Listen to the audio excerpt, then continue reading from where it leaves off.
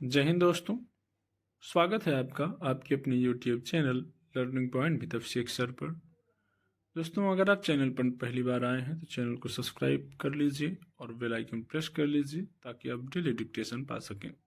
दोस्तों, आप सबके लिए Uttarakhand APS, UK SSSC, UP SSSC, RSMSSB, SSC और इलाहाबाद हाई कोर्ट के लिए स्पेशल पेड बैच चलाए जा रहे हैं।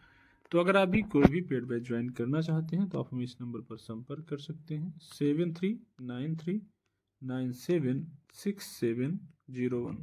आप हमें इस नंबर पर व्हाट्सएप या टेलीग्राम पर मैसेज कर सकते हैं और बैच की इंफॉर्मेशन ले सकते हैं। डिक्टेशन शुरू होगी 5 सेकंड बाद।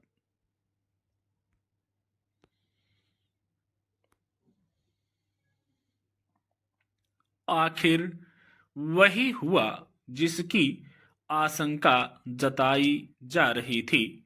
वक्फ संशोधन विधेयक को लेकर विपक्षी दलों की सारी सिफारिशों को संयुक्त संसदीय समिति के अध्यक्ष ने खारिज कर दिया। केवल सत्ता पक्ष के सदस्यों की 14 सिफारिशों को स्वीकार किया गया। इसे लेकर विपक्षी सदस्य समिति के अध्यक्ष पर अलोकतांत्रिक प्रक्रिया अपनाने का आरोप लगा रहे हैं। उनका कहना है कि आखिर समिति के अध्यक्ष ने उन्हीं सुझावों को स्वीकार किया जो सरकार चाहती थी। विपक्षी सदस्यों ने संशोधन विधेयक में सुधार से संबंधित 44 सुझाव दिए थे।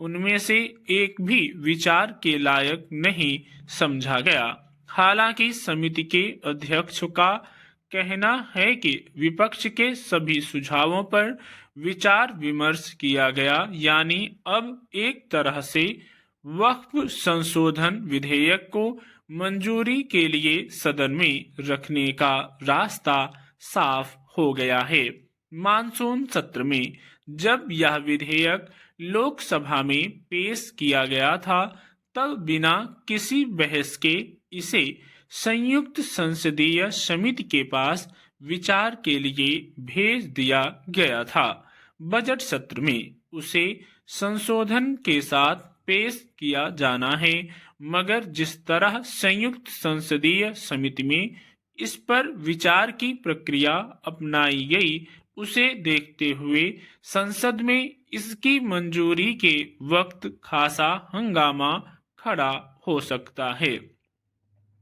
हालांकि सरकार किसी विधेयक पर संयुक्त संसदीय समिति के सुझावों को मानने के लिए बाध्य नहीं होती, मगर लोकतांत्रिक प्रक्रिया यही है कि जब भी किसी विधेयक को लेकर आपत्ति उठे या विवाद गहरा जाए तो उस पर विचार के लिए संयुक्त संसदीय समिति का गठन किया जाए। उसमें सभी दलों के सदस्य आनुपातिक आधार पर शामिल किए जाते हैं। माना जाता है कि उसमें परस्पर सहमत से उन बिंदुओं को दुरुस्त कर लिया जाएगा जिन्हें लेकर आपत्ति उठाई जा रही है, मगर वक्फ संशोधन विधेयक के लिए गठित संयुक्त संसदीय समिति में पहले ही दिन से हंगामा शुरू हो गया। यहाँ तक कि एक बार हाथापाई की शिकायत भी आई। हर बैठक में विपक्षी सदस्य यह आरोप लगाते हुए बाहर निकलते थे कि उनकी बात सुनी नहीं जा रही। अध्यक्ष वही कर रहे हैं जो सरकार चाहती है। इसलिए पहले ही दिन से आशंका जताई जा रही थी कि विधेयक का निष्पक्ष और सर्वमान्य स्वरूप बन सकेगा। अब जब विपक्षी सदस्यों के सुझावों को दरकिनार कर केवल सत्ता पक्ष के सुझावों के साथ विधेयक को सरकार के हवाले करने का फैसला कर लिया गया है, तब यह सवाल गाढ़े रूप में उठने लगा है कि आखिर इस पर संयुक्त संसदीय समिति गठित करने का क्या अर्थ रहा। क्या यह केवल दिखावे के लिए गठित की गई थी ताकि विपक्ष को इस पर एतराज जताने का मौका न मिले। अगर ऐसा था तो सरकार बेशक इसे बहुमत के आधार पर संसद में मंजूर करा ले, पर इसे निष्पक्ष नहीं माना जाएगा।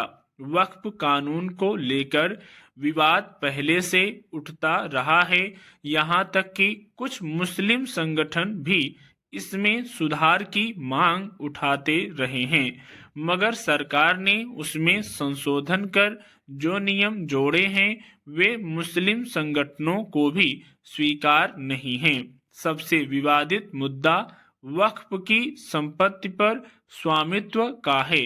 उसके लिए प्रस्तावित कानून में सरकार को सर्वेक्षण कराने का अधिकार दिया गया है। इससे मुस्लिम समुदाय को डर है कि दान के रूप में दी गई संपत्ति को सरकार हड़प सकती है। किसी भी कानून का न्यायपूर्ण होना पहली शर्त होती है। स्टॉप।